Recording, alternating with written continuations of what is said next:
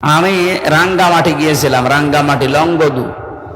আসার সময় দেখলাম বৃদ্ধাশ্রমে এক মা বসে বসে কাঁদতেছে। ছেলেটা পায়ের কাছে গিয়ে বলছে, মা কাঁদো কেন? মা বলছে, বাবা আমি যখন মারা যাব, এই যে মাথার উপরে যে ফ্যানটা ঘরে রওশনের স্বাদের মতো ঘুরছে, একেবারে আস্তে আস্তে, এই ফ্যানটা তুই পাল্টিয়ে দিবি। ছেলেটা বলছে, মা গো তুমি যদি মারাই যাও তাহলে ফ্যান আর পাল্টিয়ে কি করব? মা বলছে, বাবা আজ 2 মাস এখানে আছি, তুই তো কোনো খোঁজ খবর নিস না। আমি কর্তৃপক্ষকে বলেছিলাম যে ফ্যানটা পাল্টিয়ে দিন, বাতাস হয় না। ওরা আমার কথা শুনে না, কারণ টাকা না দিলে ওরা শুনবে কি দিয়ে? 2 মাস পরে তুই আসলে আমার মরণের খবর শোনার পর আমি ওদেরকে বলেছিলাম, বলেন তোর মা মারা যাবে, এই জন্য তোরে খবর দিয়ে আজকে নিয়ে এসেছে। তোকে আমি ফ্যানটা পাল্টিয়ে দেওয়ার কথা মরণের পরে বলছি এই কারণে, কারণ তুই যা আমার সাথে করলি আমার মন ডেকে বলছে আমার মরণের পরে তোর সন্তান বড় হয়ে তোরও এখানে রেখে যাবে। তোর তো ফ্যান ছাড়া ঘুম হয় না, তোর কষ্ট হবে। ছোটবেলা থেকে কোনোদিন আমি তোর এভাবে কষ্ট দেইনি, কষ্ট আমি দেখতেও পারবো না। আমি তো থাকবো না, তোরে বাতাস দেবে কে? তোরে আগে থেকে সতর্ক করলাম, তুই ফ্যানটা এখনই পাল্টিয়ে দে। এ কথা বলার পরেই দেখলাম ওর হাতের ওপরে মা মারা গেল। হাওমাও করে কাঁদে আর বলে, হুজুর শুধু আমার ওপরে রাগ করবেন না, এই দোষ আমার বউর। 2 মাস আগে আমার এই মা নিয়ে আমি বিপদে পড়েছিলাম। বউ আমারে সাফ সাফ জানিয়েছে, এই বড়ি যদি বাড়ি থাকে আমি তো আমার ভাত খাবো না, ওই বড়ি থাকবে, এটাই আমি থাকবো। আমার ছেলে মেয়ে আছে 2টা, তাদের মুখের দিকে তাকিয়ে আমি কিছু বলতেও পারি না, তালাকও তো দিতে পারছি না। বাধ্য হয়ে মাকে এই বাড়ি থেকে বের করে জায়গায় রেখে গিয়েছিলাম। মাটা আজকে আমার হাতের ওপরেই মারা গেল। পৃথিবীতে আমার নাম ধরে ডাকার মতো আর কেউ নেই।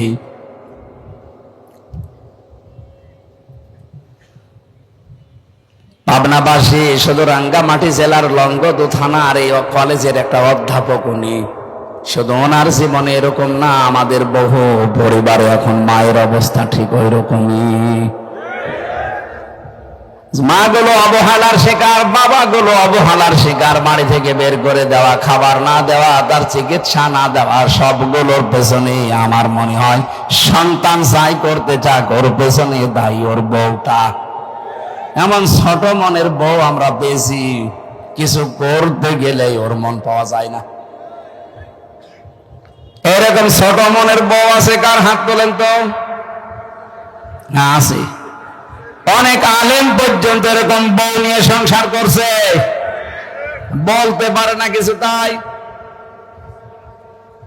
সম্মানিত মা বোনেরা, আপনার মা বাবার জন্য স্বামী খরচ করলে তো আপনার ভালোই লাগে। আর 25 বছর 30 বছর আমার পেছনে শ্রম দিল যে বড় বুড়ি, তাদের পেছনে খরচ করতে গেলে, হক আদায় করতে গেলে আপনার মন পাওয়া যায় না। আপনি কি টাকা কবরে নিয়ে যাবেন?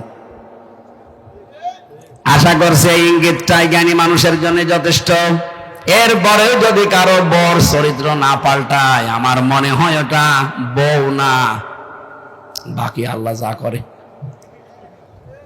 ও যতই নামাজ পড়ুক, রোজা রাখুক, কালো বোরকা পড়ুক, ও যত কিছুই করুক, ও যদি শ্বশুর শাশুড়িকে নিজের মা বাবার মতো মনে করতে না পারে, ওর জন্য জান্নাত হবে না। কারণ এই পরিবারে আপনি স্বামীর মন যদি পেতে চান, একটা টিপস দিয়ে দিলাম, পৃথিবীতে স্বামীর কাছে প্রিয়জন কারা দেখবেন? আর আমরা জানি সন্তান হিসাবে এই দুনিয়ায় আল্লাহ রসুলের পরে আমার কাছে সব চাইতে প্রিয় জিনিস আমার মা বাবা। আপনি আমার প্রিয় জিনিস যত বেশি সময় দেবেন, ভালোবাসবেন, এদের প্রতি যত বেশি উদ্বুদ্ধ করাবেন আমাকে, তত বেশি আমার মন পাবেন। মেয়েরা এই বিষয়টা হয়তো জানার পরও না জানার ভান করে থাকে, কারো ফসে পড়ে আবার ফস দেয় ওর মা আর ওর বড় বোন। খাপের খাপ, মমতাজের বাপ। মিলে যাচ্ছেন? এরকম পরিবার দেশে নেই। আশা করছি মেয়েদের মন ন্যারো মাইন্ডের হবে না, ব্রড মাইন্ডের হবে। এরা খোলা মনের, প্রশস্ত মনের অধিকারী হবে। ভার্সিটি থাকাকালীন একটা উপন্যাস পড়েছিলাম, দেখ কেমন লাগে। তা আমার তো মনে হচ্ছে বাটপার ব্যারিস্টার সমন, দরবেশ বাবা, ইনো নুনো মিয়া, এদের এই দৃশ্যগুলো দেখে আমার মাঝে মাঝেই মন দিয়ে বের হয়, দেখ কেমন লাগে, দেখ কেমন লাগে। আমাদের মতো আলেমদেরকে যখন মাজায় দড়ি, একেবারে যে ছাগলের মতো গরুর মতো দড়ি মাজায় দিয়ে, আমার নিজেও মাজায় দড়ি বেঁধে নিয়ে যেত, হাত পেছনে দিয়ে হ্যান্ডকাপ দিয়ে লাগিয়ে দিত, সামনে দিলে তো হয় দিত পেছনে, যাতে আমার কষ্ট হয়। পায়ে ডান্ডা বেড়ি দিত, মাথার উপরে মুকুট দিয়ে দিত, টুপি, বুকের ভেতরে যেন কেউ গুলি করলেও না লাগে। কি হেফাজত করে রেখেছে দেখেছেন? আমি দেখেছি এই 3 বছরে যত মানুষকে ফাঁসি দিয়েছে, অসুস্থ হয়ে গেলে আর ফাঁসি দেয় না, অথচ মেরে ফেলবে। ফাঁসি দিলে মানুষ বেঁচে থাকে না মরে যায়? মরে যাচ্ছে, কিন্তু অসুস্থ হলে ফাঁসি দেবে না, আগে সুস্থ করে খাওয়াবে, ফাঁসি দেওয়ার আগে মরণ খাওয়া খা, এমনকি জল্লাদ পর্যন্ত খাওয়ায়। শাহজাহান জল্লাদ ছিল, একটা মরণের খাওয়া খায় যেদিন ফাঁসি দেবে, এরপরে ওরে মন মতো খাওয়িয়ে যে ফাঁসি দেওয়া হবে তারেও বলতো কি খাবেন, যা মনে চাই বলেন। আরে ভাই আপনি তো মেরেই ফেলবেন, আমার মনে কি চাবে, যা মনে চাই বলেন। কি করবে, পাগলামের মতো বলতো গোশত খাবো, নিয়ে এসে দিত।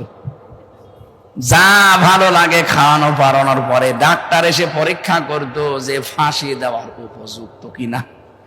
কত বড় বাপ, মেরে ফেলবে কিছুক্ষণ পরে। আর এখন আমার শরীর পরীক্ষা করছে, ডায়াবেটিস আছে কিনা দেখবে, আমার এই যে কি মাপে, এটা কত উঠতেছে কত নামতেছে, 80/120 হলে বলে ঠিক আছে এখন নিয়ে চলো, যদি 140/180 হয় বলবে না এখন ফাঁসি দেওয়া যাবে না। আরে ভাই কি বাত পারি বলেন তো। এই সমস্ত নিয়ম নীতিগুলো পাল্টানো লাগবে এই দেশ থেকে। সংস্কার যখন আরম্ভ হচ্ছে, দেশের বহু সংস্কার দরকার আছে। বিচার ব্যবস্থায়, বিশেষ করে জেল কোর্টে বহু নিয়ম নীতি সে ব্রিটিশের পালন করা। এই যে আমার জেল হাজ ভাই, হজ করলে মানুষ বলে আল হাজ, আর আমরা যারা জেলে ছিলাম জেল হাজ। জেল হাজ ভাই না, আমরা দেখেছি এই যে এই কারবার গুলো, এই ল গুলো, আইনগুলো পাল্টানো দরকার। সে ব্রিটিশ যা দিয়েছে ওইটাই কিয়ামত পর্যন্ত চলছে।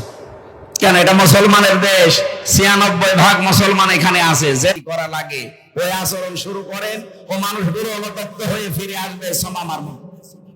আপনি যে কষ্ট দিলেন আজকে মানুষকে, এমনকি আমাকেও, এটা কিন্তু ছোটখাটো গোনা না, এটা কবিরা গোনা হচ্ছে।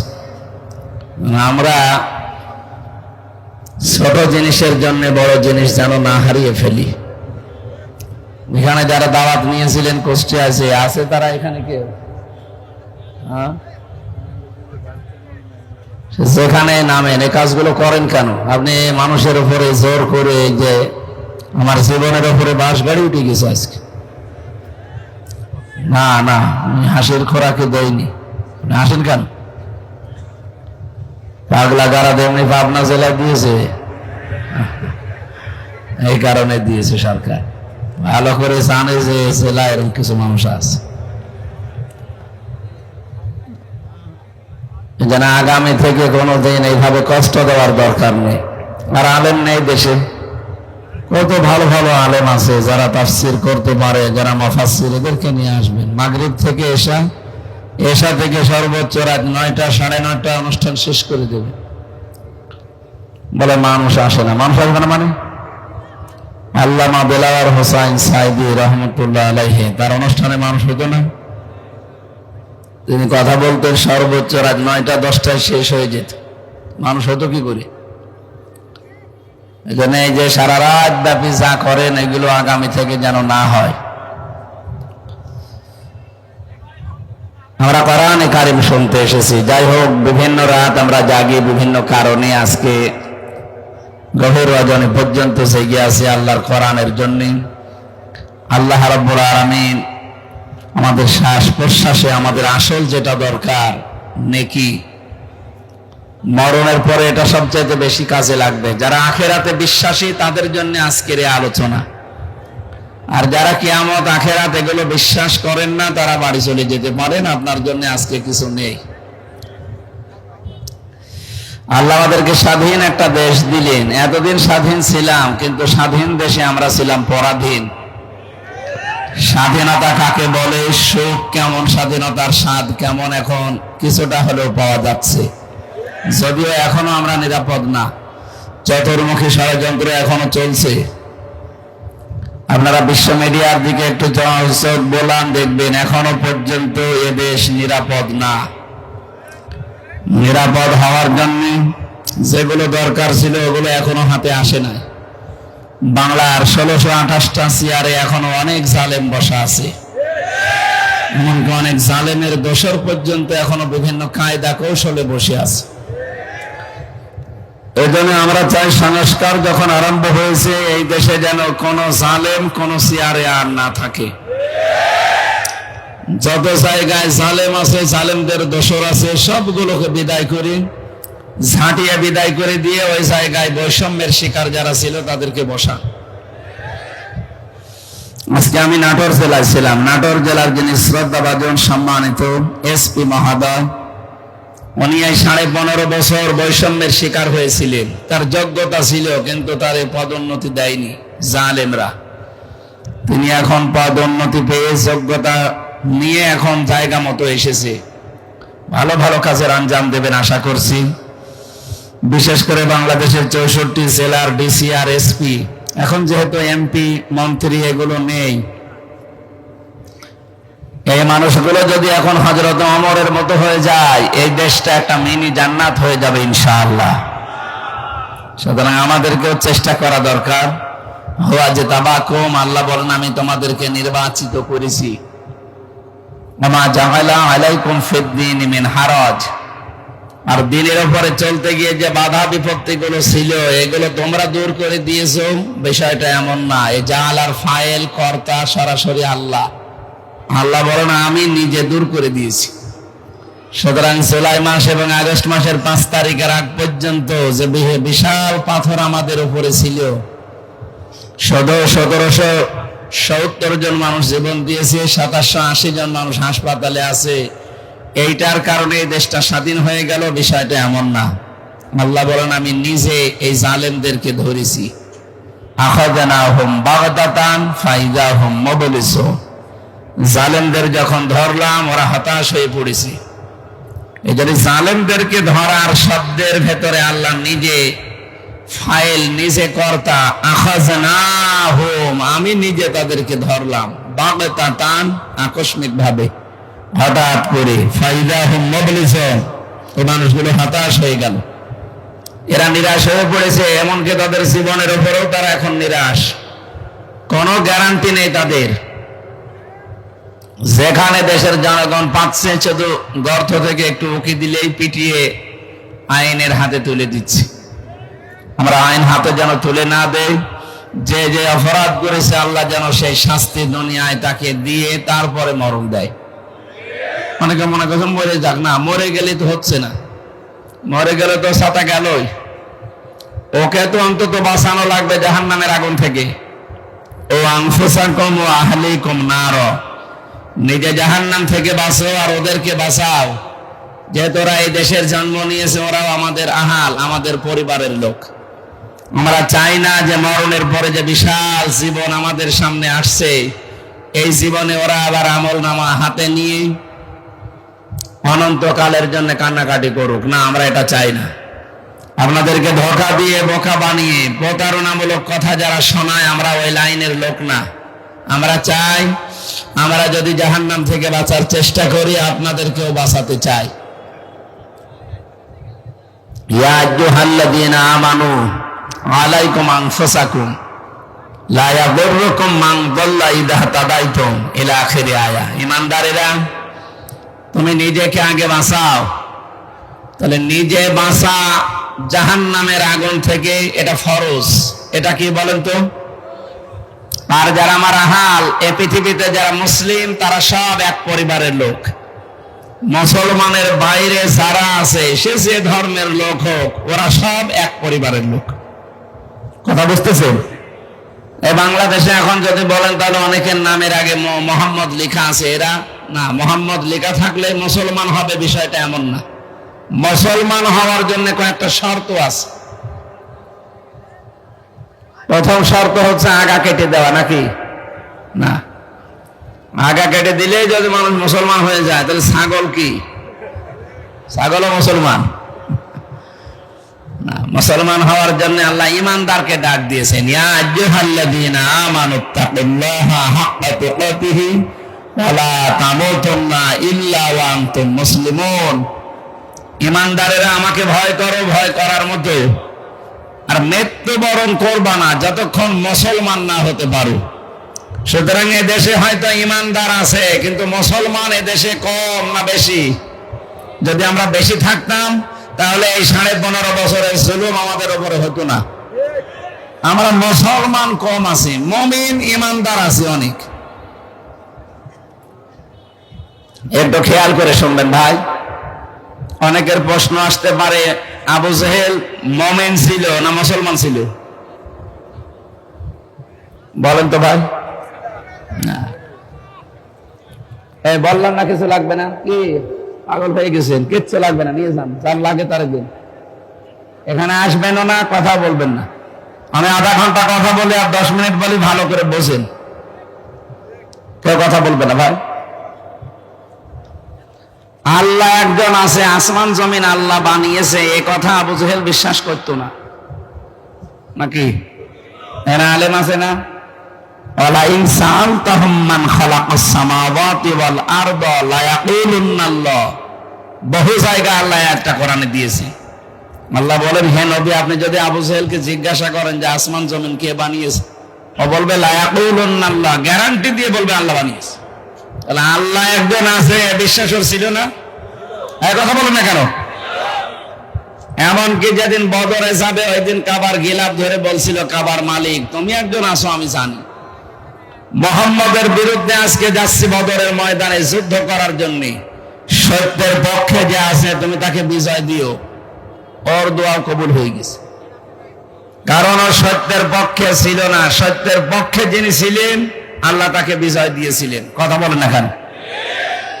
তাহলে ওই জামানায় যারা আমরা কাফের মনে করি বা বলি যাদের, তারা যে আল্লাহ একজন আছে এই বিশ্বাস করত, কিন্তু তারা শিরিক করত।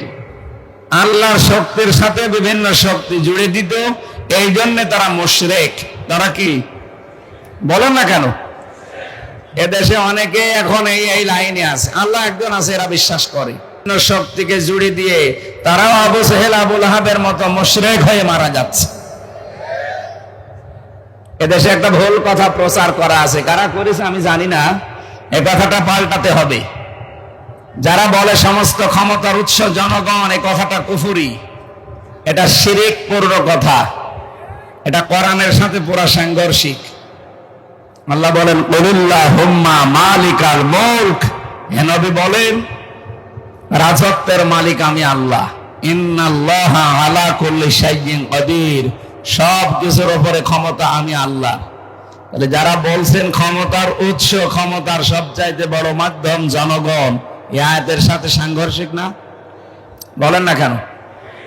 আবু জেহেল আল্লাহ আছে, আসমান জমিন আল্লাহ বানিয়েছে, এটা বিশ্বাস করার পরেও আল্লাহর আইনের সাথে, শক্তির সাথে, পাওয়ারের সাথে শিরিক করার কারণে, অংশীদার স্থাপন করার কারণে ও যদি মুশরিক, মারা গেলে ওরে আল্লাহ জান্নাত দেবেন, এটা ফাইনাল।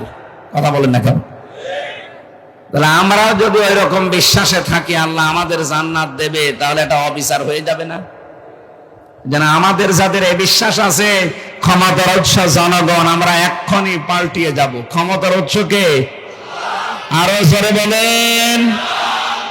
শুধু এই শব্দটা অনেক রাজনৈতিক দলের প্রথম অংশে লেখা থাকে না, এজন্য তাদেরকে নিষিদ্ধ করা হয়েছিল। আপনি দেখেননি? বাংলাদেশ জামাতে ইসলামী এই শব্দটা লিখতো না, ওরা লিখতো সমস্ত ক্ষমতার উৎস আল্লাহ। এই কারণে দেশের নাস্তিক, বেঈমান, রাম আর বাম সব এক জায়গায় হলে জালেমদের সহযোগিতা করে 1 তারিখে নিষিদ্ধ করে দিয়েছিলেন, না এদের আর চলতে দেব না। আল্লাহ আমার মনে হয় ডাইরেক্ট অ্যাকশন নিয়েছে। এটা তো আপনি জামাত ইসলামের গায়ে হাত দেননি, আপনি হাত দিয়েছেন আল্লাহর অস্তিত্বে। আল্লাহ বলছেন আমি সমস্ত ক্ষমতার উৎস, আর তুই আমার সৃষ্টিকে দিয়ে দিলি। দেখে কেমন ক্ষমতা আছে তো। যারা নিষেধ করেছিল 5 দিন পরে আল্লাহ তাদেরকে নিষিদ্ধ করে দিয়েছে।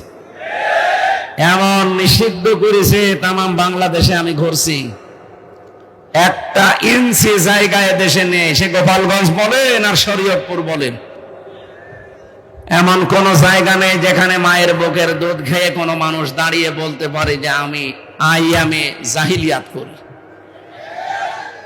বলতে পারবে কেউ? 1500 বছর আগে শব্দটা ছিল আই এম এ জাহিলিয়াত, আর 15.5 বছর আমরা দেখেছিলাম আও আমি জাহিলিয়াত। কোনো পার্থক্য নেই, শব্দের ক্ষেত্রে পার্থক্য থাকলেও কাজ সব একই ছিল। ওই জামানায় মানুষ জীবন্ত মানুষকে চিরিয়ে মাটির ভেতরে ফেলে দিত, আর এই জামানায় আমরা 6 সালের এই 28 অক্টোবর আজকের দিনে জীবিত মানুষ হত্যা করার পরে লাশের উপরে ড্যান্স দিতে দেখেছি। যে মহিলার আহ্বানে সারা দেশ থেকে লগি বইটা নিয়ে মানুষ পিটিয়ে হত্যা করার এই মহা উৎসব শুরু হয়েছিল, হুকুমদাতা হিসাবে তার বিচার দেশে হওয়া দরকার। ওটার যদি বিচার বাদও দিয়ে দেন, অনেকে বলছে আমরা মাফ করে দিয়েছি, দেন। 24 সালের 5 আগস্টে এই যে 1770 জন মারা গেল, আমার কুষ্টিয়ায় আমার সামনে 16 জন মারা গেছে, এই যে সাক্ষী বসে আছে, এর মাথায় এখনো গুলি আছে, এর শরীরের পিঠের দিকে দেখেন এখনো ঝাঁঝরা গুলি আছে। এই যে মানুষগুলো আপনি মেরে ফেললেন, আপনি গণহত্যার হুকুমদাতা। পৃথিবীর আন্তর্জাতিক আদালতে অলরেডি মামলা হয়ে গেছে। আমার 2 মামলায় যদি 3 বছর জেল খাটা লাগে, তাও বিনা কারণে। যার 130টা মামলা অলরেডি হয়ে গেছে, 3 বছর করে হলে কত বছর হবে? শেষে একবার কব্বরে যাবে, এরপরে আবার উঠবে, এরপরে আবার বিচার হবে। এই জন্য গণহত্যার সাথে যারা জড়িত, বিশেষ করে কতগুলো হত্যাকাণ্ড 2006 থেকে 2024 পর্যন্ত আমার এই যে সব রেকর্ড করা আছে মোবাইলে, এগুলো যদি আমার মনে হয় এই দেশের মানুষ একটু দেখে আর বোঝে, কোনো দিন এই সন্ত্রাসী সংগঠন যারা আছে তাদের উপরে সিম্পিতি আসবে না। এখনো অনেকে বলছে না এটা করা কেমন হবে। আরে ভাই, আপনার ছেলে যদি এরকম মরে যেত আপনি বুঝতে পারতেন, আপনার ছেলে যদি এরকম আয়না ঘরে থাকবে তাহলে আপনি টের পেতেন। এখানে কোন মানুষ যদি অপরাধ যারা করেছেন তারা আমাদের কাছে আসলে, অনেকে এখন বলছে হুজুর আস্তাগফিরুল্লাহ পড়িয়ে দেন, আমারে তাওবা পড়িয়ে দিন। আমি আস্তাগফিরুল্লাহ পড়িয়ে দিলাম, আপনার তাওবা হয়ে গেলে না, জীবনও হবে না। কারণ আপনি তো আমার কাছে অপরাধ করেননি, আপনি অপরাধ করেছেন জনগণের কাছে। আমি আস্তাগফিরুল্লাহ পড়াবো কি জনগণের থেকে, না আল্লাহর এই কালাম দিয়ে? আমি আস্তাগফিরুল্লাহ পড়াচ্ছি আল্লাহ রসুলের কালাম দিয়ে, হবে কি করে? আপনি কি আল্লাহ রসুলের কাছে দোষ করেছেন? দোষ করেছেন জনগণের কাছে। এই জনগণ যতদিন মাফ না করবে, আর মাফ পাওয়ার যে পদ্ধতিগুলো আছে এটা যতক্ষণ অ্যাপ্লাই না হবে, আপনার মাফ হবে না। একটা হাদিস বলছে, মিলান তো, এই খুব খেয়াল করে শুনবেন। নবীজির কাছে এক যুবতী মেয়ে এসে বলে, হে রাসূল, আমি জিনা করে ফেলেছি, আপনি আমাকে মুক্ত করেন। তার মানে আমার উপরে জিনার যে বিচার আছে এটা কায়েম করে দেন, তাহলে আমি মুক্ত হয়ে গেলাম। হাদিস হচ্ছে, পৃথিবীতে যে যে অপরাধ করবে ওই অপরাধের শাস্তি যদি দুনিয়ায় এসে পেয়ে যায়, মরণের পরে আল্লাহ ওই বিচার আর করবে না। এই মেয়েটা বেশ ভালোভাবে বুঝেছিল। মুসলিম এই মেয়েটি অন্যায়টা যৌবনের তাড়নায় যে কোনো ফাঁদে পড়ে করে ফেলেছে। ডাক দিয়ে বলেন, হে রাসূল, আপনি আমার উপরে বিচার শুরু করেন, আমি মুক্ত হতে চাই পাপ থেকে। আলেম যারা আছে বলেন তো, নবীজিকে ওই সময় বলতে পারতেন, এই কথা মানুষকে আর বলবা না, গোপনে পাপ করেছো, গোপনে আস্তাগফিরুল্লাহ পড়ে নিবা, হয়ে যাবে, বলতে পারতেন না? বলেছিলেন না। মহিলা তিনবার আসার পরে নবীজি 3 বারই ফেরত দিলেন। 3 বারই মুখ ঘুরিয়ে বললেন, না চলে যাও, মেয়েটি নাছর বান্দা, বিচার চাই। বিশ্বনবী বললেন, তুমি জিনা করার পরে গর্ভবতী হয়েছো? বলে হ্যাঁ। যে তোমার নাই দোষ আছে, এই পেটের সন্তানের তো কোনো দোষ নেই, বাড়ি চলে যাও, যতদিন সন্তানটা ডেলিভারি না হবে আমার কাছে আসবা না। খুব খেয়াল করে মিলাবেন, সারা রাত বাসনের দরকার নেই, এই 2 মিনিটই যথেষ্ট।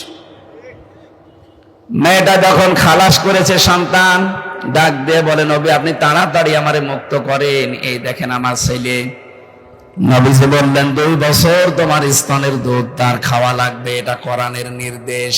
ওয়াল ওয়ালিদাতু ইরদি'না আওলাদাহুন্না হাওলাইনি কামিলাইনি লিমান আরাদা ইউতিম্মার রাদা। পৃথিবীর মেয়েদের উপরে আল্লাহর আদেশে তাদের বুকের দুধ খাওয়ানো লাগবে সন্তানকে 2 বছর, কিন্তু এই দায়িত্বটা আল্লাহ দিয়েছেন বাবাকে। না মানে এখানে মুযাক্কার শব্দ আছে, আই ইউতিম্মার রাদা লিমান আরাদা আই ইউতিম্মার রাদা। আল্লাহ পাক বলেন পুরুষকে, বাবাকে আমি দায়িত্ব দিলাম তারা যেন 2 বছর দুধ খাওয়ায়। বাবার ওই যন্ত্রপাতি আছে, খাওয়াবে কি দিয়ে? এই আয়াত কি ভুল নাকি? তাহলে আপনি প্রমাণ করে দেন। এই ছেলে ডিস্টার্ব করো কেন বলো তো? হ্যাঁ, এটা গুরুত্বপূর্ণ বিষয় বলছি, ওর হাত ধরে বসিয়ে দেন, ওর ভিডিও করার দরকার নেই। এখন ওরা বসাননি কেন? ওরা হাত ধরে বসিয়ে দেন। পাগল ছাগল আসে কোত্থেকে আল্লাহ জানে। আমি এটা জবাই করবো যখন, তখন এসে ও বাধা দিচ্ছে।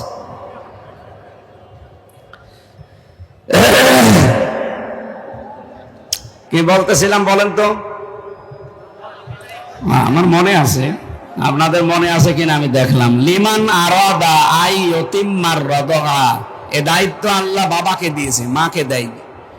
তো বাবার যেহেতু মেশিন পত্র নেই, এই জন্য এই দায়িত্বটা মা পালন করছে। পালন করার জন্য যদি মা বলে না আমি সন্তানকে দুধ দেব না, তোমার ছেলে তুমি দাও, বাবারে কিন্তু এটা দেওয়া লাগবে। বাবার নেই, এই জন্য যদি মা টাকা দাবি করে, সম্পদ দাবি করে যে আমার পারিশ্রমিক হিসাবে 2 বছর দুধ খাওয়ালে 2 লাখ টাকা দেওয়া লাগবে, এই বাবার তাই করা লাগবে। এটা মাইকে বললে ওদের কানে আওয়াজ যাবে, শেষে আমিও ধরা খাবো, কারণ আমার এই 20 দিন আগে একটা হয়েছে। যেভাবে চালাচ্ছে চালাক, ছাতা বলে আমি ধরা খাবো। কোরআনে আছে, এই জন্য আমি করলাম এটা। এটা দায়িত্ব কিন্তু আল্লাহ মাকে দেয়নি, দিয়েছে কাকে? বলেন বলেন। এই জন্য ওই জামানায় যারা জন্মনিত বিশ্ব নবী সহ মায়ের দুধ কিন্তু তারা খেতে পারেনি। বেশিরভাগ তারা ধাত্রী মা, দুধ মা তাদের আলাদা ছিল। তাদেরকে দুধ মার কাছে নিয়ে 6 মাস, 1 বছর, 2 বছর এভাবে রাখতো, ওরা লালন পালন করে দিত, দুধ খাওয়ানো, প্রতিপালন করা, মাসে মাসে তাদেরকে টাকা দেওয়া লাগতো। মেয়েরা যদি এখন ডেকে বসেছে, না যেহেতু জানতাম না এখন জানলাম, আমরা আর স্তনের দুধ দেব না যদি প্রতিটি সন্তানের জন্য 1 লাখ করে টাকা না দেন, শেষে বিয়ে করায় দেশে বন্ধ হয়ে যাবে। আমি এ মাসলা আর কোনো জায়গায় বলবো না, তাওবা করছি, গোপনে বলা ভালো ছিল। সম্মানিত ভাইরা, তাহলে দায়িত্ব পেলাম এখানে, সন্তান আসার পরে 2 বছর দুধ দেওয়া লাগবে মায়ের, কিন্তু এই দায়িত্বটা কার? বলছে আল্লাহর। কোন এলাকায় আসলাম গো? এই দায়িত্ব বাবার। কার? বাবা যদি টাকা পয়সা খরচ করে হলেও দুধ খাওয়ানো লাগে, কাউকে ভাড়া করে খাওয়ান আর আপনার স্ত্রীটা খাওয়ান, টাকা পয়সা দিয়ে খাওয়ালেও খাওয়ানো লাগবে, কারণ এই হক আল্লাহ আপনাকে দিয়েছে, বাবাকে। কাকে? শব্দটা যেহেতু বাবা, মুযাক্কার শব্দ, পুরুষ, মহিলা শব্দ আল্লাহ দেয়নি। হ্যাঁ, মেয়েরা যদি এখন চালাকি করে নিজের স্তনে দুধ জমা রেখে সন্তানকে না দিয়ে বাবাকে যদি বলে ডানো আনো, তাহলে আপনার এই স্তন নষ্ট হয়ে যাবে। কারণ কোন জিনিস এক জায়গায় জমাট বেঁধে থাকলে ওটা পছন্দ হয়। দুধ আপনার স্তনে আল্লাহ দিয়েছে অনেকগুলো কারণ আছে, এর ভেতরে শুধু এটা দুধ না, এর ভেতরে মহব্বত, ভালোবাসা আল্লাহ তৈরি করে রাখে। যে সন্তান মায়ের স্তনের দুধ যত বেশি পান করে তার শরীর স্বাস্থ্য তত ভালো হয়, রোগ মুক্ত থাকে, আর মায়ের সাথে তার ভালোবাসা বাড়ে। বাইরের দেশগুলোতে সিস্টেম নেই, এই জন্য ওদের সন্তানের সাথে আল্লাহ মহব্বত নষ্ট করে দিয়েছে। মুরব্বী হয়ে গেলে শেষ পর্যন্ত সন্তান আর মায়ের পরিচয় নেই, রেখে আসে বৃদ্ধাশ্রমে, মাসে মাসে টাকা দিয়ে দেয়। এদেশে যদিও এরকম নেই, তারপরও অনেক আধুনিক শিক্ষায় শিক্ষিত যারা দাবি করছেন তাদের বাড়িতে এগুলো দেখা যায়। আর এগুলো দেখার পেছনে শুধু এই স্বামী দায়ী না, এই স্বামীকে বাধ্য করে তার স্ত্রী। আমি রাঙ্গামাটি গিয়েছিলাম, রাঙ্গামাটি লংগদু। আসার সময় দেখলাম বৃদ্ধাশ্রমে এক মা বসে বসে কাঁদতেছে। ছেলেটা পায়ের কাছে গিয়ে বলছে, মা কাঁদো কেন?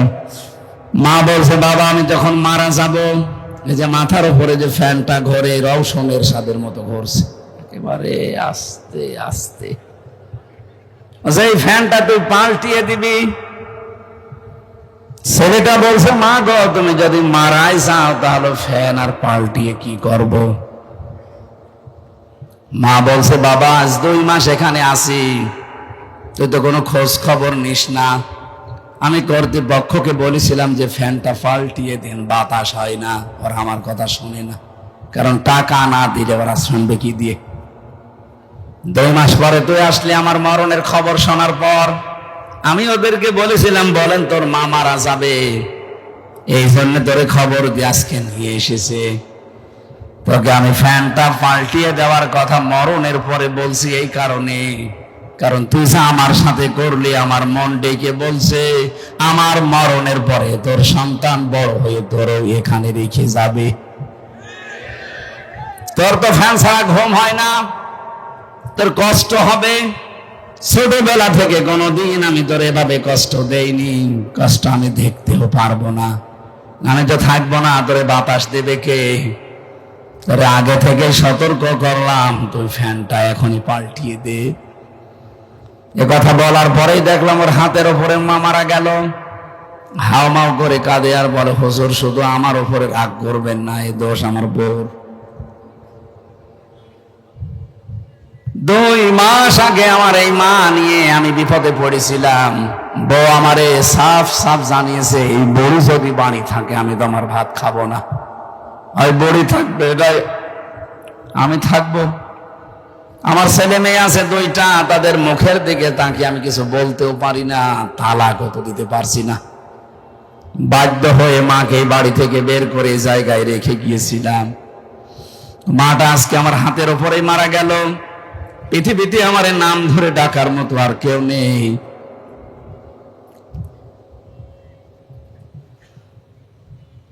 পাবনাবাসী শুধু রাঙ্গামাটি জেলার লংগদু থানার এই কলেজের একটা অধ্যাপক উনি। শুধু ওনার জীবনে এরকম না, আমাদের বহু পরিবারে এখন মায়ের অবস্থা ঠিক ওই রকমই। মাগুলো অবহেলার শিকার, বাবাগুলো অবহেলার শিকার। বাড়ি থেকে বের করে দেওয়া, খাবার না দেওয়া, তার চিকিৎসা না দেওয়া, সবগুলোর পেছনে আমার মনে হয় সন্তান যাই করতে চাক ওর পেছনে দায়ী ওর বউটা। এমন ছোট মনের বউ আমরা পেয়েছি, কিছু করতে গেলে ওর মন পাওয়া যায় না। এরকম ছোট মনের বউ আছে কার? হাত তোলেন তো। না, আছে। অনেক আলেম পর্যন্ত এরকম বউ নিয়ে সংসার করছে, বলতে পারে না কিছু। তাই সম্মানিত মা বোনেরা, আপনার মা বাবার জন্য স্বামী খরচ করলে তো আপনার ভালোই লাগে। আর 25 বছর 30 বছর আমার পেছনে শ্রম দিল যে বড় বুড়ি, তাদের পেছনে খরচ করতে গেলে, হক আদায় করতে গেলে আপনার মন পাওয়া যায় না। আপনি কি টাকা কবরে নিয়ে যাবেন? আশা করছে এই ইঙ্গিতটাই জ্ঞানী মানুষের জন্য যথেষ্ট। এরপরেও যদি কারো বর চরিত্র না পাল্টায়, আমার মনে হয় ওটা বউ না, বাকি আল্লাহ যা করে। ও যতই নামাজ পড়ুক, রোজা রাখুক, কালো বোরকা পড়ুক, ও যত কিছুই করুক, ও যদি শ্বশুর শাশুড়িকে নিজের মা বাবার মতো মনে করতে না পারে, ওর জন্য জান্নাত হবে না। কারণ এই পরিবারে আপনি স্বামীর মন যদি পেতে চান, একটা টিপস দিয়ে দিলাম, পৃথিবীতে স্বামীর কাছে প্রিয়জন কারা দেখবেন? আর আমরা জানি সন্তান হিসাবে এই দুনিয়ায় আল্লাহ রসুলের পরে আমার কাছে সব চাইতে প্রিয় জিনিস আমার মা বাবা। আপনি আমার প্রিয় জিনিস যত বেশি সময় দেবেন, ভালোবাসবেন, এদের প্রতি যত বেশি উদ্বুদ্ধ করাবেন আমাকে, তত বেশি আমার মন পাবেন। মেয়েরা এই বিষয়টা হয়তো জানার পরও না জানার ভান করে থাকে, কারো ফসে পড়ে, আর ওরে ফস দেয় ওর মা আর ওর বড় বোন। খাপের খাপ মমতাজের বাপ, মিলে যাচ্ছে না? এরকম পরিবার দেশে নেই। আশা করছি মেয়েদের মন ন্যারো মাইন্ডের হবে না, ব্রড মাইন্ডের হবে। এরা খোলা মনের, প্রশস্ত মনের অধিকারী হবে। আপনি কি করবেন দুনিয়ায় 200 বছর বেঁচে থেকে যদি জাহান্নামে যাওয়া লাগে? যে মাসলাটা বলার জন্য পর্যন্ত আসলাম, আমি মাসলা বলে ফেলেছি। দায়িত্ব কিন্তু বাবার দুধ পান করানো। যেহেতু এই মহিলার স্বামী নেই, অবৈধ সন্তান, ও বাবা পাবে কোথায়? নবীজি বললেন, তোমার স্তনের 2 বছর দুধ খাওয়াও, এরপরে শক্ত খাবার দিয়ে আমার কাছে নিয়ে আস। নিয়ে আসলেন। নবীজি বললেন, সাহাবী, এই বাচ্চাটাকে নিয়ে লালন পালন করো, আর মেয়েটাকে মাটির ভেতরে গেড়ে দাও, পাথর মারতে থাকো। আমি শিক্ষা বের করার জন্য এটা বলছি।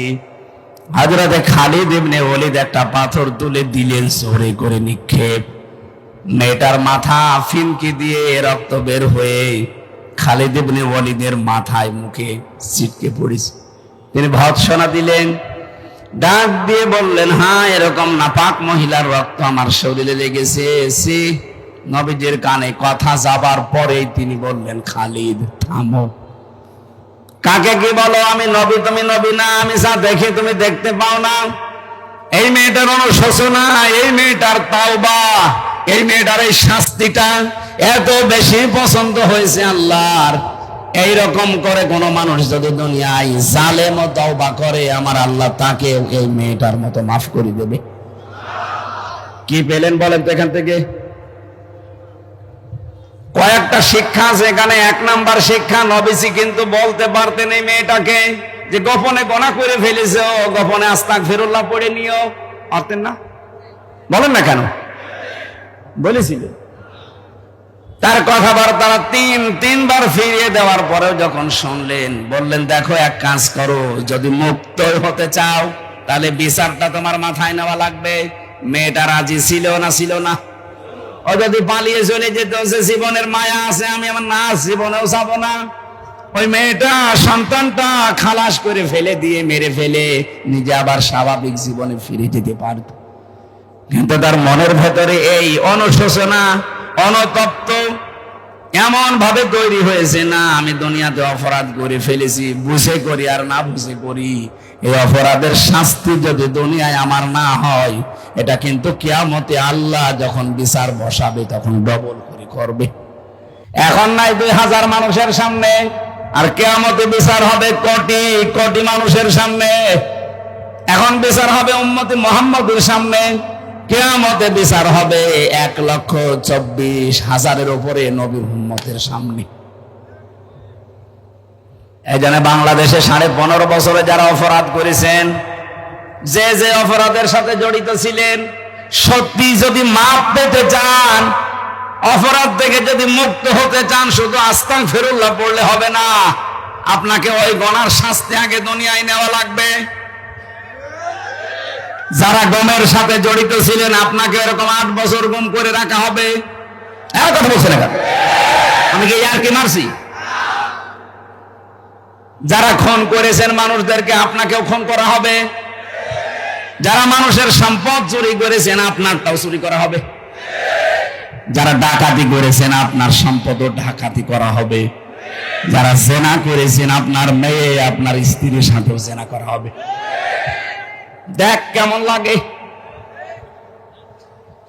ভার্সিটি থাকাকালীন একটা উপন্যাস পড়েছিলাম, দেখ কেমন লাগে।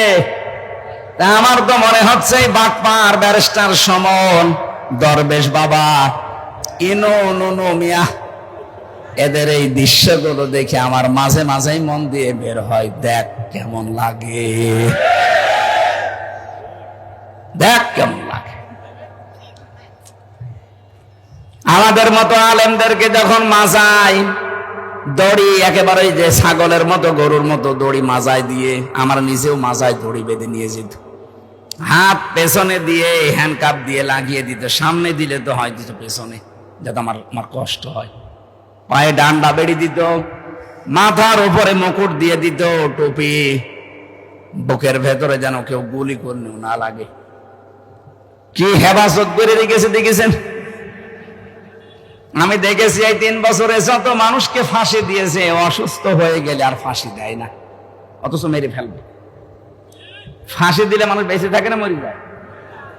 মরে যাচ্ছে, কিন্তু অসুস্থ হলে ফাঁসি দেবে না। আগে সুস্থ করে খাওয়াবে, ফাঁসি দেওয়ার আগে মরণ খাওয়া খা, এমনকি জল্লাদ পর্যন্ত খাওয়াই।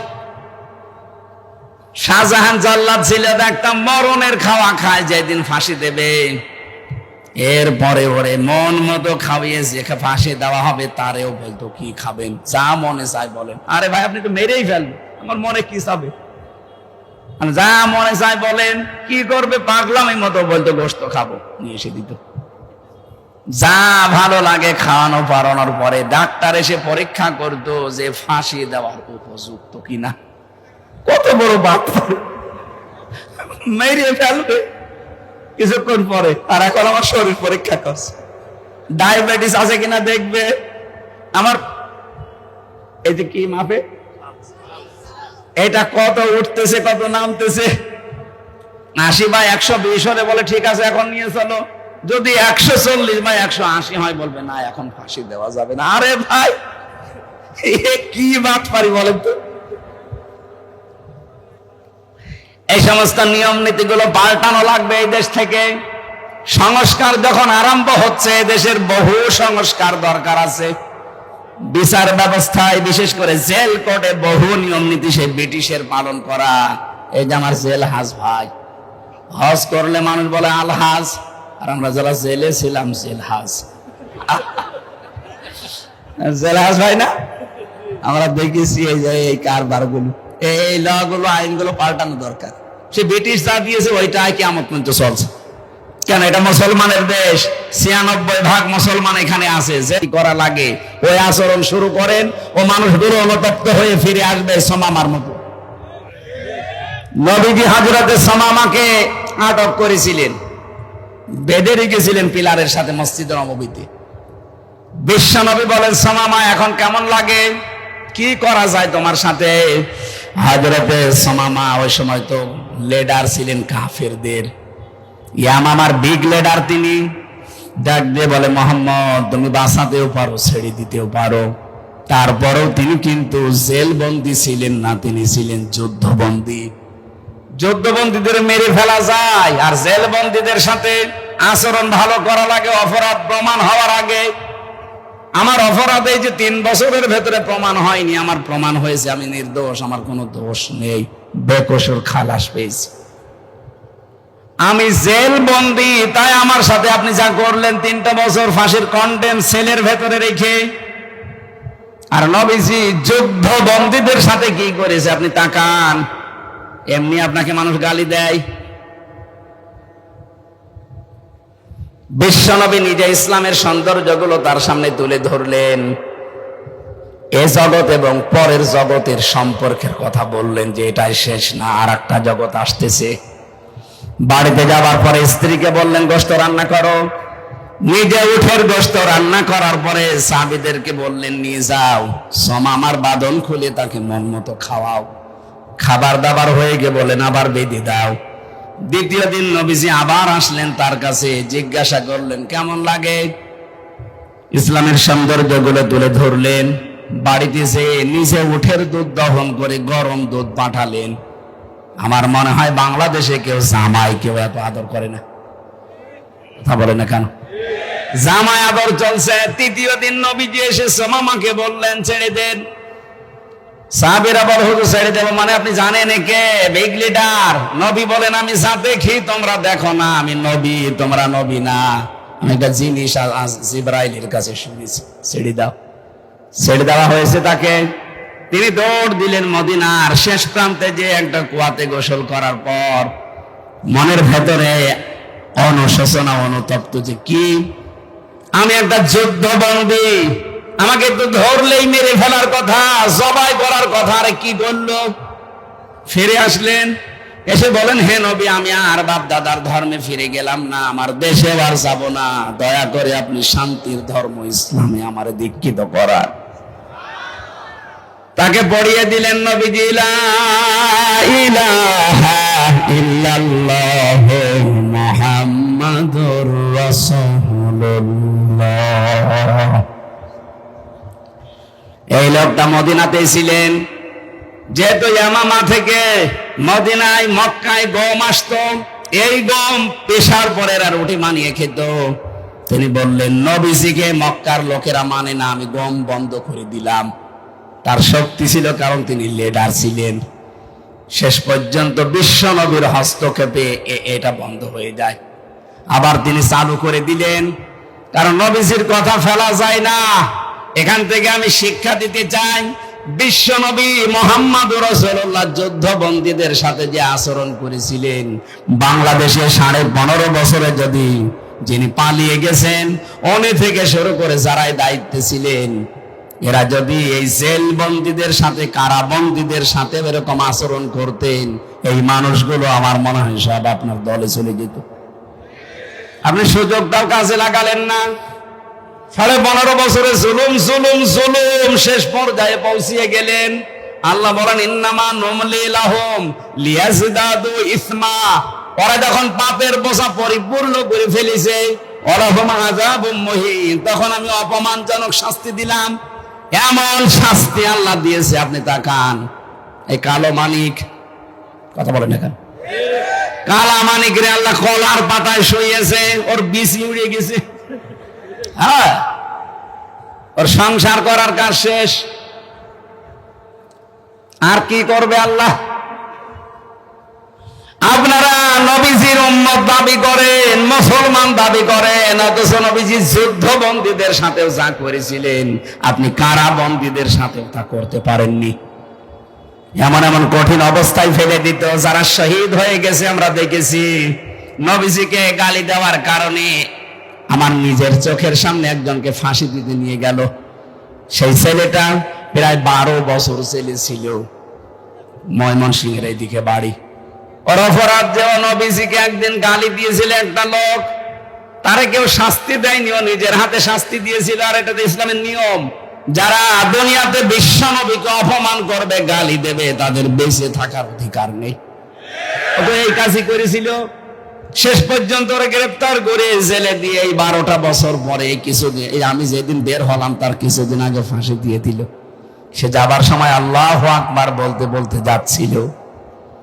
আমি বাস্তবে দেখেছি, আপনি কারাবন্দীদের সাথে আচরণ করতে পারেন নাই। এই 15.5 বছরের সবচেয়ে বেশি জুলুমের শিকার কারাগারে হয়েছে আলেমরা। মাওলানা মামুনুল হক শেষ পর্যন্ত কোর্টে হাজির হওয়ার সময় দেখেছেন উনি হেঁটে যেতে পারতো না। এই কথা বলছেন না কেন? শ্রদ্ধাভাজন বড় ভাই, উনি আমার সাথে 3 বছর ছিলেন, তার বহু অবদান আমার প্রতি আছে। আমি কৃতজ্ঞতা স্বীকার। ওযু করার পরে নামাজে দাঁড়ালাম, বললাম রব্বুল আলামিন যা করেছি আমারে মাফ করে দিও। আমার এই আস্তাগফিরুল্লাহ হয়েছে না, আস্তাগফিরুল্লাহ হয় ইয়ার কি হয়েছে? কথা বলেন। আরে ভাই, আপনি তো আল্লাহর কাছে অপরাধ করেননি, আপনি অপরাধ করেছেন আমার মতো হামজার কাছে। একটা এমপির আন্ডারে 3.5 লাখ 4 লাখ মানুষ থাকে, আমার মতো 3.5 থেকে 4 লাখ হামজা এরকম ভোট দিত, আপনি দিতে দেননি, সব নিজে দিয়েছে। আর আপনি এখন তাহাজ্জুদের নামাজ পড়ে গোসল করে আপনি ওযু করে আস্তাগফিরুল্লাহ পড়ছেন। আগে আপনি 4 লাখ মানুষ থেকে মাফ চাবেন, এরা মাফ করলে তারপর আস্তাগফিরুল্লাহ পড়বেন। এই আস্তাগফিরুল্লাহ তখন কবুল হয়। কথা বুঝতেছেন? যারা অপরাধ করেছেন এই 15.5 বছরে, আপনি ফিরে আসেন, মাফ চান, কিন্তু শাস্তিটা ওই মহিলার মতো নেই। তাহলে আপনার তওবা কবুল হবে। আমি যা বোঝাতে চেয়েছি আশা করছি আপনারা বুঝেছেন। এরপরও যদি না বোঝা ভান করে থাকে, ওদের কাছে টাকা পয়সা খেয়ে প্রতারণা করে টাকাও খাচ্ছেন, ওদের মাফও হচ্ছে। অনেকে কিন্তু এই ধান্দায় আছে, এই আগস্টের 5 তারিখের পর থেকে বিভিন্ন কায়দায় বলছে বাবা শাহজালাল সবই হালাল, আপনি আসেন শুধু টাকা দিন। টাকা নিচ্ছে, ওর গোড়াও মাফ হচ্ছে না, কারণ ওর টাকা দিয়ে করবে কি? গোড়া কি আপনার সাথে করেছে? আপনার মতো 3.5 লাখ 4 লাখ মানুষের সাথে অপরাধ করেছে। কথা বলছেন কেন? এই 3.5 লাখ 4 লাখ মানুষের অনেক মানুষ এই 15 বছরে মরে গেছে। আপনি তাদের কাছে ক্ষমা চাবেন কি করে? এখানে যারা এই জালেমদের দোসর ছিলেন, জালেমদের সাথে যারা জড়িত ছিলেন, তাদের দুনিয়া শেষ, আর আখেরাত তো আপনি শেষ করে ফেলেছেন। কিয়ামতের ময়দানে যখন আপনার আমলনামা হাতে আল্লাহ দিয়ে বলবেন পড়, আল্লাহ পাক বলেন ফাম্মা মান উতিয়া কিতাবাহু বিয়ামিনিহি ফায়াকুলু হাউ মুকরাউ কিতাবিয়া। যে মানুষগুলোর আমল ভালো ছিল, এরা কিতাবটা হাতে নিয়ে বলবে হ্যাঁ, এইটাই তো আমি বিশ্বাস করতাম, ইন্নী জানান্তু আন্নী মুলাকিন হিসাবিয়া, আমার দৃঢ় বিশ্বাস ছিল এই যে আমার হিসাব দেওয়া লাগবে। এখানে আলেম যদি কেউ থাকেন দেখেন তো, ইন্নী জানান্তু, জানান্তু মানে ধারণা করা, আমি কি ধারণা করতাম যে আমার হিসাব দেওয়া লাগবে? না, আমি বিশ্বাস করতাম।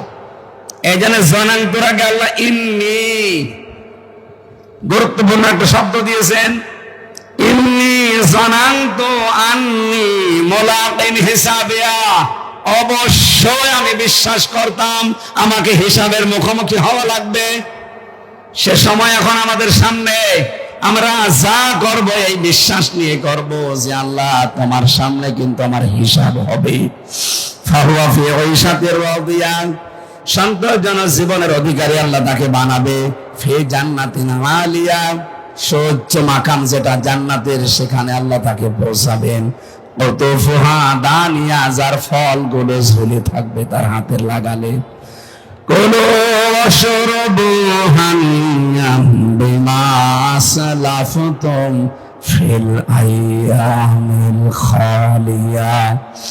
আল্লাহ পাক তখন ফেরেশতাদেরকে অর্ডার দেবে, ওকে বলো যে খাও, পান করো, গতদিনে যে কষ্ট স্বীকার করেছে দুনিয়াতে, হিসাবের মুখোমুখি হওয়ার জন্য জীবনকে সংশোধন করেছো, আজকে তার সেই ফল আল্লাহ তোমাকে ভোগ করার জন্য দিয়েছেন। বলেন সুবহানাল্লাহ। আল্লাহ পাক বলেন আম্মা মান উতিয়া কিতাবাহু বিশিমালি, যাকে আমি আল্লাহ বাম হাতে তার আমলনামাটা দেব, অপরাধীকে, ফায়াকুলু ইয়া লাইতানি লাম উতিয়া কিতাবিয়া, লোকটা বলবে আল্লাহ আমাকে যদি এই হিসাবের এই খাতাটা নাই দেওয়া হতো তাহলে আমার ভালো হতো। এখানে যা করেছেন জালেমরা, দুনিয়া আখিরাত আপনাদের শেষ, আপনাদের বাঁচার আর কোনো পথ নেই। এখন যদি বলেন কেন আল্লাহর রহমত থেকে নৈরাশ হওয়া নিষেধ, হ্যাঁ নিষেধ, কিন্তু যেভাবে আপনি রহমত থেকে নৈরাশ না হয়ে তওবা করা দরকার, আপনি তো করবেন না ওইভাবে। লা তাকনাতু মির রাহমাতিল্লাহ, এই আয়াতের পরে যে আয়াতটা আছে এইটা আমাদের দেশে বলা হয় না। আরে আশা দেওয়া হয় যে তোর কোনো চিন্তা নেই, আল্লাহর রহমত বিশাল বড়। আরে ভাই বড় ঠিক আছে, কিন্তু সেই ক্ষমা পাওয়ার জন্য দুইটা শর্ত মানা লাগে, আর একটা সময় মেনটেন করা লাগে। সূরা জামারের 54 নম্বর আয়াত, আগেরটা 53 নম্বর আয়াত, ওয়ানিবু ইলা রাব্বিকুম ওয়া আসলিমু লাহু মিন ক্বাবলি। আল্লাহ বলেন এক নম্বরে আমার দিকে জীবনের মতো ফিরে আসা লাগবে, দুই নম্বরে আমার বিধান যেখানে যেটা পাবি পেছনে আর ঘুরবি না, আত্মসমর্পণ করবি। এ দুইটা বলতে যত সহজ মনে হচ্ছে, শুনতে যত সহজ মনে হচ্ছে, মেনে নেওয়া অত সহজ। বলেন আল্লাহর দিকে ফিরে আসলাম, আল্লাহর বিধানের সামনে সারেন্ডার করলাম, এটা করলে মানুষের তৈরি করা আইন যারা প্রতিষ্ঠা করতে চায় তাদের দল বাদ দেওয়া লাগবে। এটা অত সহজ না। কখন করবেন এই দুইটা? আইয়াতিয়াকুমুল আযাব সুম্মা লা তুনসারুন, ওই আযাব আসার পূর্বে যখন তোকে সাহায্য করা হবে না, আর সেটা মরণের সময়, আর মরণ আসবে 41 সালে। বলেন বলেন, কোনো গ্যারান্টি নেই, এখানে বাড়ি যেতে পারবেন না যদি মরণ এসে যায়। সুতরাং এক্ষুনি এরকম তওবা করবেন, জীবনের মতো আমি আর কোনোদিন আল্লাহর পথের বাইরে ফিরে যাব না। আমার শরীর আজকে 4টা হয়ে গেছে, শরীর এবং কণ্ঠ ঘ্যাড়ঘ্যাড় করছে, আমি আর পারছি না। আগামীতে এরকম মাহফিল নিয়েন না। পাবনা দারুল আমান ট্রাস্টে একটা অনুষ্ঠান হয় পুরা জেলা ভেতরে, ওইটায় যাবেন, ওখানে কথা বলবেন ইনশাআল্লাহ। আল্লাহুম্মা আমিন। লা ইলাহা ইল্লা আনতা সুবহানাকা ইন্নী কুনতু মিনাজ জালিমিন।